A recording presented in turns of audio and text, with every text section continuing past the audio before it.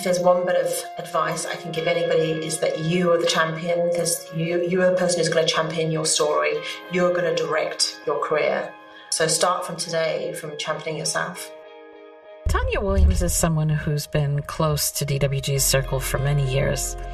We met during her tenure at Aviva, where she was our DWG member hub and sponsor.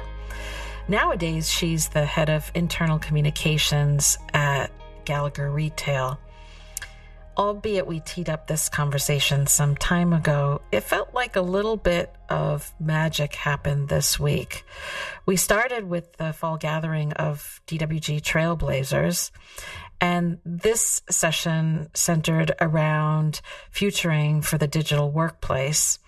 And the competencies leg of our discussion raised gaps around storytelling broadly and the need to build that muscle within the cadre of digital workplace leaders.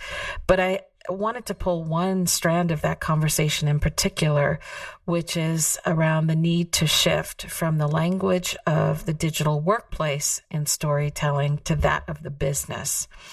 And so that's certainly going to be an area that we will be investigating further with our members in the months to come. But in the meantime, Tanya shared that she developed a workshop for colleagues to help them master the art of self-marketing and communication, which is, of course, at the heart of storytelling, not only for individuals themselves, but their teams and, of course, their digital transformation agendas. And our conversation led to what was effectively a blueprint for digital workplace leaders to start to build muscle around their storytelling skills. So join me now in conversation with Tanya. This is Nancy Goebel, DWG's Chief Executive and your host for Digital Workplace Impact. As always, this podcast is brought to you by Digital Workplace Group. Happy listening. So, Tanya, I am just thrilled to welcome you to the Digital Workplace Impact podcast studio. We've talked about bringing this conversation together for a while. I have to say that this conversation couldn't be more timely. We had the last gathering of DWG's Trailblazers just a couple of days ago, and I thought of you in so many ways during that conversation, and I'm going to pause first to give you a chance to say hello, but my goodness, I have so many things I want to talk with you about. Thanks so much, Nancy. I'm really excited that we've finally made this happen. Thanks for inviting me on your podcast. Oh, it's my pleasure. And so just to come back to the idea of Trailblazers this week, it was a session that was themed futuring for the digital workplace. And the reason I thought of you multiple times during that session was that we were talking about what it takes to make the leap effectively from chaos coordinator to trailblazer, to give a nod back to my predictions last year for this year.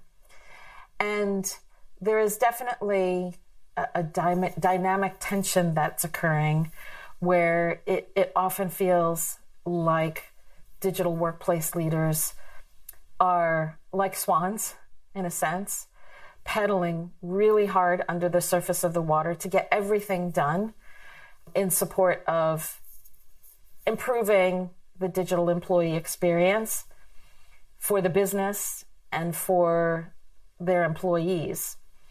And as a consequence, it can be very challenging to take the time, to make the time to think about what's needed next. And I don't just mean for the upcoming fiscal year, but looking at a point on the horizon that people are trying to get to and figuring the path from here to there. And critical to that is not only an understanding of what's happening in our industry at large and the patterns and trends that are unfolding as a set of signals that can help individuals think about how to get from here to that point on the horizon, but also having the right level of conversation with leadership at varying levels, executive committee, board level, even in some cases, and having credible conversation in the language of the business to talk about the future of work and the ways of working needed to get there, supported and enabled by the digital workplace. AI being the perfect example where there's just this back and forth at the moment around where's the value. We've been experimenting with this for a year, really coming to a head. But again, that's one example. And so when we got to the competencies part of the conversation, i.e., what competencies does a futurist need to have, one of the clear gaps that came up was around storytelling. And so ding, ding, ding, I said, my goodness, how timely is this conversation planned with Tanya for this week? Because we talked about building this conversation around the idea that you have developed a workshop that focuses on the art of self-marketing and communications for your organization, although the learnings can extend well into our community of digital workplace leaders and practitioners. With that context in mind, I really want to dig into this art that you've developed, and knowing you, it is something that not only allows the individual to put their best foot forward in telling their story, but their teams, their organization, and their agenda too, because often you work in layers. And so I'm sharing what I'm bringing on behalf of the audience to the table as the lead-in to this conversation, but I also think it would be interesting to see how much that dovetails with what inspired you to develop this workshop in the first. So I think it was definitely my own fear of presenting and public speaking that inspired me to develop this workshop. So I thought this is something that I really need to do as part of my career. So I got myself a fantastic coach, and it was illuminating because it's so easy when you know a few tips and tricks and techniques, and you can turn that fear into excitement and actually potentially even enjoy yourself. So I think it was like, wow, why haven't I done this before? So at the stage of my career, actually, it is about giving back. And, we know that actually people fear public speaking and presenting more than death. That was a pretty good motivator for me to say, actually, how can we design this in a way? It doesn't matter actually what stage you're on in your career, because you could be just starting out, you could be a graduate, you could have been with the organization for 10 years, but actually just showing a few tips and techniques and then practicing, because of course it is all about practice. There's no magic here. And then it's just been so rewarding to see some of those people adapting it for themselves and really feeling confident. So that's what motivated me. And of course, coming back to what skills you need to get ahead, you do need to be noticed if you want to be promoted. And of course, in the digital age, it's very much about your physical presence and your online presence. There's got to be alignment between the two. When somebody reads something that you've written, they should be hearing your voice at the same time. So having that authenticity. And, we talk about, you've absolutely got to be championing yourself, and you can do it in a really humble way. You do not have to be a show-off to do this really well. Well, I think that's a great level set. I also think it's worth putting out on the table what self-marketing and communications mean to you in the context of this conversation. So it's very much about the art of building your reputation, and you build your reputation every single day. You don't just wake up one morning and say, today I fancy doing some self-marketing. So it's basically how you can build your reputation with the people around you. At the same time, it's taking people with you. So the people who do this best, I think, have a really strategic approach, and I would absolutely advocate that. So this is serious. This is what people need to do throughout their careers. So how do you approach it strategically? And I think as it determines your future success, you need to be looking at what your vision is. Once you've established what your vision is, you need to establish what your high-level goals are, and then very honestly what outcomes you want to achieve, and only then what activity is going to support your approach to promoting yourself and effectively communicating. And it's as simply building that plan. So we're very good as individuals, especially in communications, in building communication plans for our teams, our products, our specialisms, the consulting services. But how often do we actually do that for ourselves? Then when you have that plan, obviously plans need to be adapted. We need to check in regularly. Are you focusing on the right outcomes and goals? So it's very simply about getting a strategic plan for yourself. And one of the things that I'm thinking is that this workshop that you've developed is one that allows you to think about not only your external brand, but your internal brand. And at a time when we are seeing so much change happening around us, teams getting realigned, restructured, broken up, moved into different parts of the organization, changes happening vis-a-vis budget, sometimes M&A activity. The inclination is to put an emphasis on the external brand development. But in times of change, it's equally important to invest the time in the internal brand so that you have options and access to people and resources and all the rest. And so what I'd love to do is talk a little bit more about the internal branding side of things for just a bit, just because I think that the time is ripe for that conversation.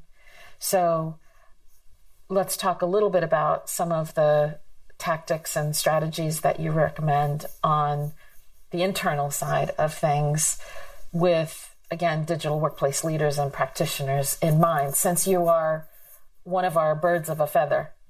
Internally, your brand is really important. You want to be making an investment for the company you work for. It's not just about managing up. I think it's very much about your peer network as well. And when I think about an internal brand, I think you need to kind of step away and think of yourself as looking into a camera and you kind of seeing yourself through the camera. How do people perceive you? If you were making a movie about your life, what would you see? How do you behave when you turn up? How do you behave when you turn up physically? How do you behave when you send an email?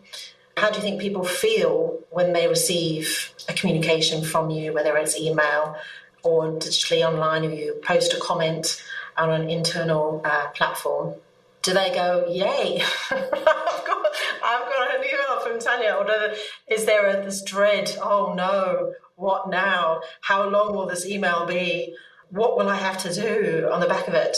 Or will you create excitement and people will want to say, well, I'm going to read that and actually I'm going to take some action off the back of it. So how much impact are you having internally? And are you working your internal network? I think people forget about how important that internal network is, as well as the external one. And I think this comes down to listening. It's active listening is really hard. If you do it really well, you can influence people. You can be really persuasive. I think that's something that we can all work a little bit harder on. Because actually when you listen, you become a problem solver. When people think about you, you want them to be thinking, yeah, they're a problem solver. They don't just come to me with problems, they actually come with solutions. And it can be really simple solutions. But that really helps you grow your career.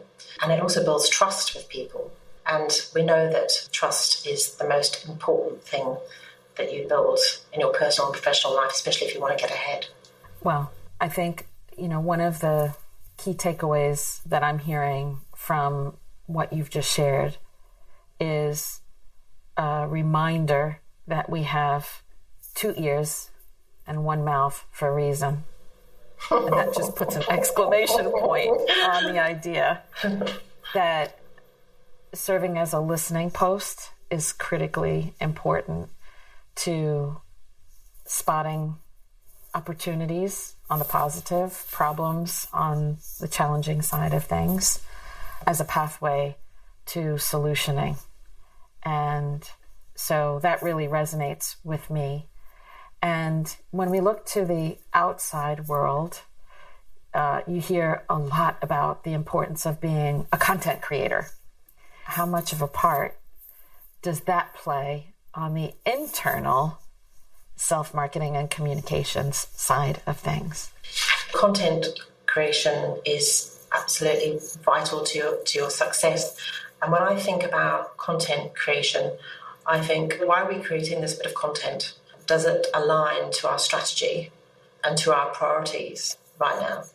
And actually, do we need to create this piece of content? And also, who are we creating this piece of content for?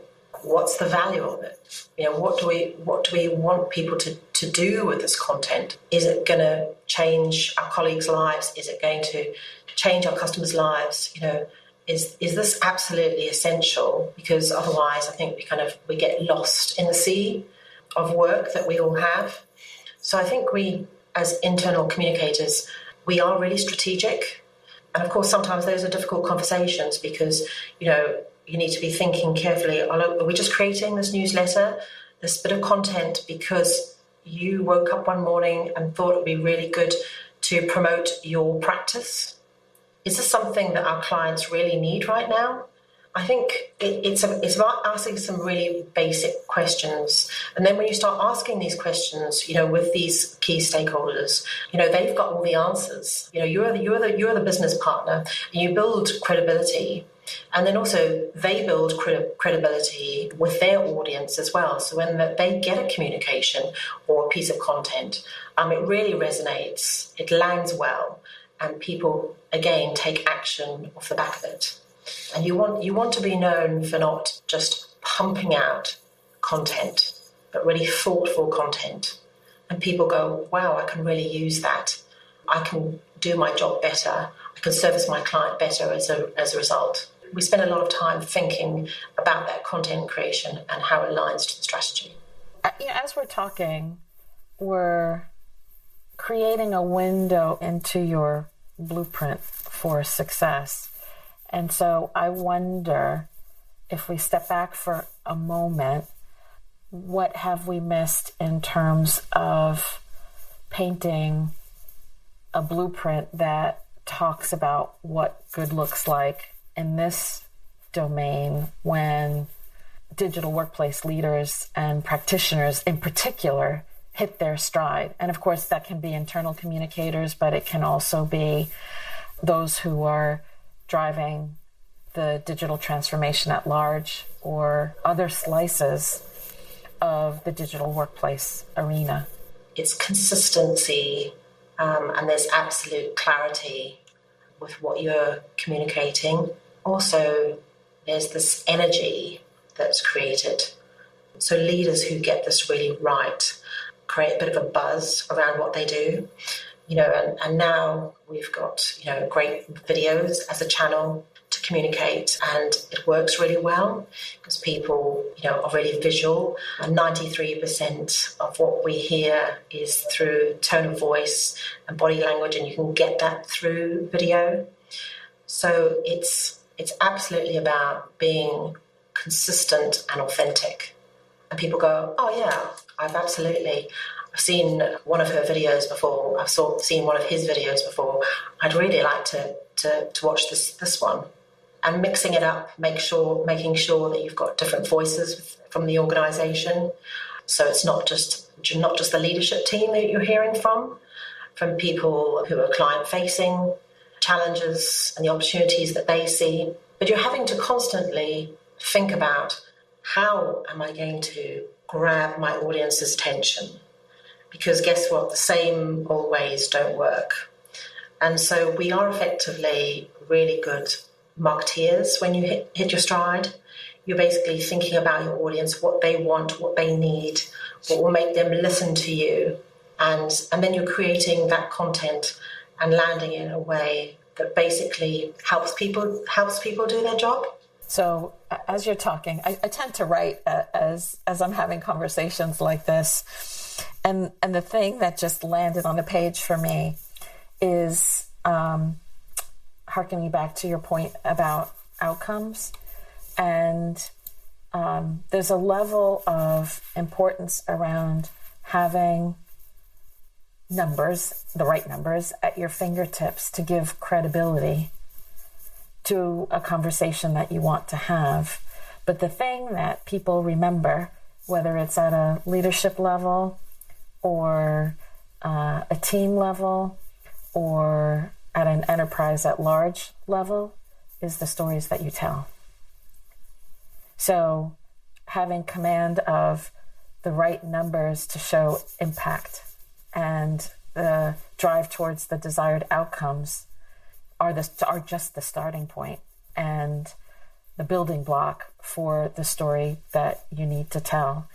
And where you can, to pull your previous point in, where you can do that not only yourself, but with others who are experiencing the changes that you are catalyzing and or enabling, adds credibility to that story too.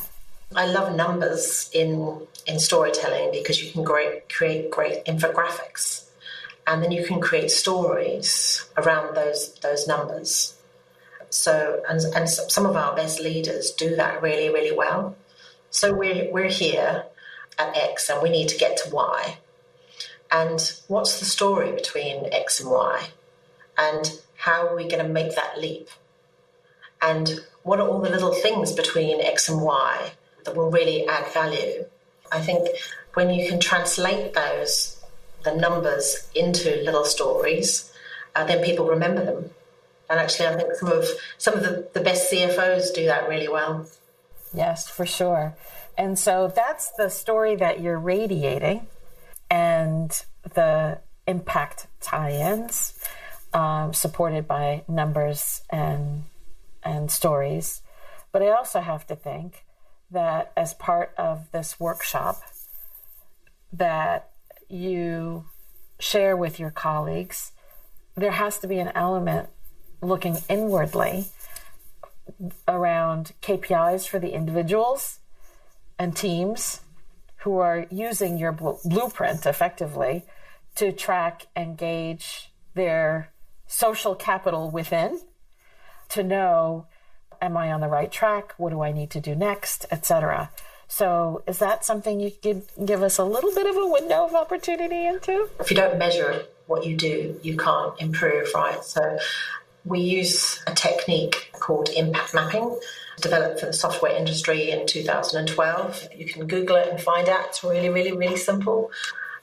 So basically, you work out what your vision is. Then you've got your top 3 goals, and then you've got your outcomes. And then once you've established that, and you've got your outcomes there, what are you going to measure? You're going to measure your outcomes. That's all you're going to measure. And you need to work out what the right measurements are for you, what behaviors you need to achieve those outcomes. And it's as simple as that. And then basically, as you're progressing with your own marketing plan, it'll change. You need to be asking yourself, am I working on the right goals and outcomes for what I really want to achieve? And one of the best things I've heard our CEO say is that you need to be aiming not for the next job, the job after that. So that potentially is what you need to be planning your marketing plan around. Is it ambitious enough? Are you spreading yourself too thin? And then basically just be really honest. And then what's really interesting is actually what are the lessons that you've learned along the way? So yes, anybody can write a success story, but the lessons learned along the way will have far more impact to your audience. And that's something that we, if we shared more, we'd be able to be better. Well, I'm just going to call out the fact that you're a living example of that. This very conversation around the art of self-marketing and communication is your way of paying it forward based on the success that you've achieved with what I've been calling this blueprint.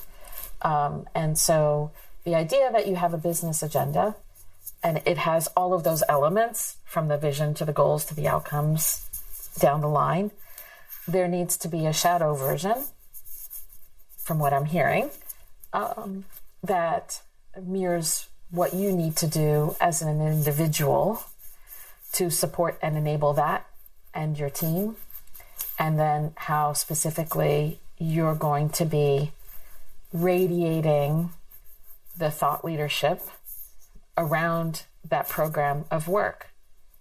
And as you do that and you share your lessons learned, you're effectively feeding what you need to do next, but also sharing how that blueprint may need to evolve in practice for the benefit of others as well.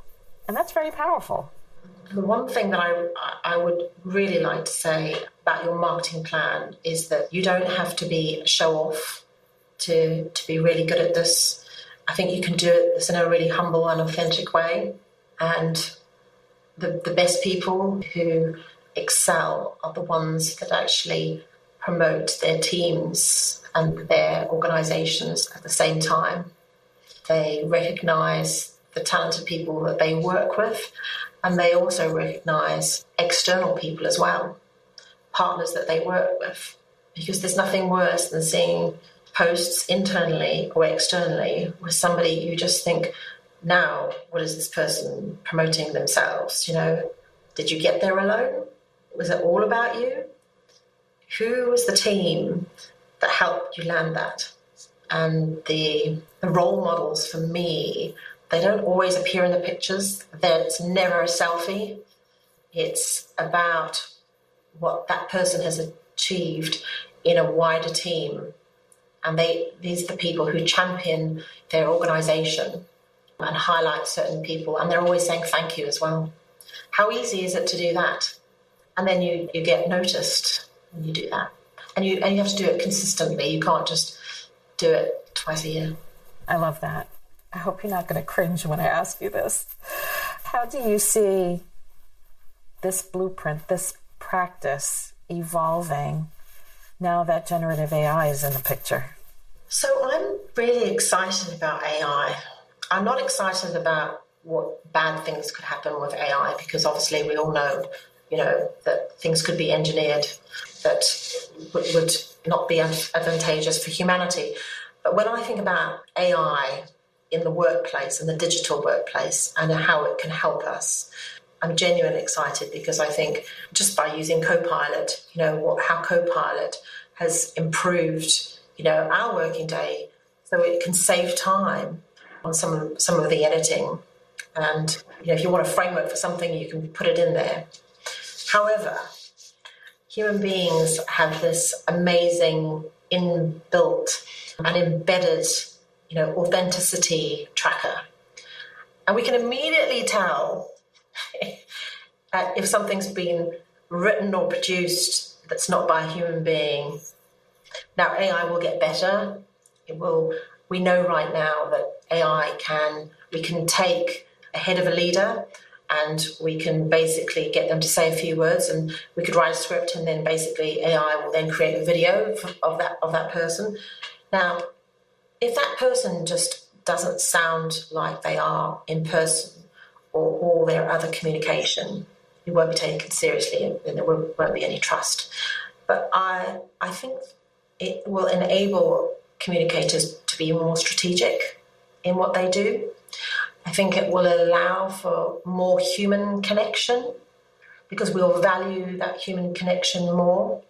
So I think the future will be a blend of human expertise, AI, and exceptional communication skills.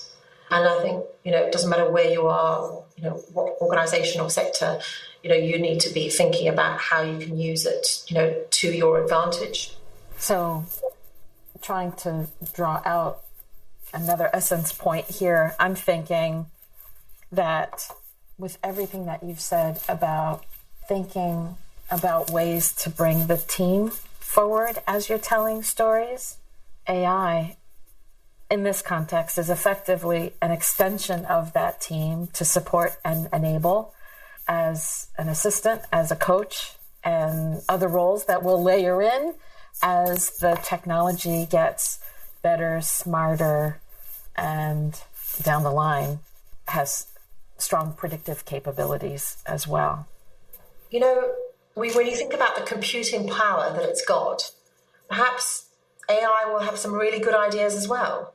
So it's like if you're doing a brainstorm, and how cool would it be if you invited AI, obviously in a safe environment, to think, well, what do you think? And just like any brainstorm, and some ideas are good and some ideas are not good. And then if everybody knows that if you've used AI to try and write something, some of it's hideous, you wouldn't use it. Not all ideas are good ideas, but it might come up with something really good that would enhance, what you're doing as a team. Yeah, in fact, a bad idea sometimes is the trigger for a moment of inspiration and innovation. So good, bad, or otherwise, if it's an extension of your team, then it can prompt a wider conversation, exploration, and outcome. Yeah, it's going to be a blend. It's absolutely going to be a blend. In our final minutes together, is there anything we've missed or any final advice that you want to impart under the banner of helping people build their internal brand and or social capital? If there's one bit of advice I can give anybody is that you are the champion. You are the person who's going to champion your story. You're going to direct your career. So start from today, from championing yourself. Carpe diem, seize the moment, right? Well, I have to say, I know we could have spent the entirety of today talking through all of the elements of your learnings, your wisdom, and thoughts around this space. But I'm going to pause here and say thank you because, as I said when we started, this conversation couldn't be more timely. And so showing appreciation is an important part of every process, as we talked about as well. So thanks so much, Nancy. Digital Workplace Impact is brought to you by the Digital Workplace Group. DWG is a strategic partner covering all aspects of the evolving digital workplace industry, not only through membership, but also benchmarking and boutique consulting services. For more information, visit digitalworkplacegroup.com.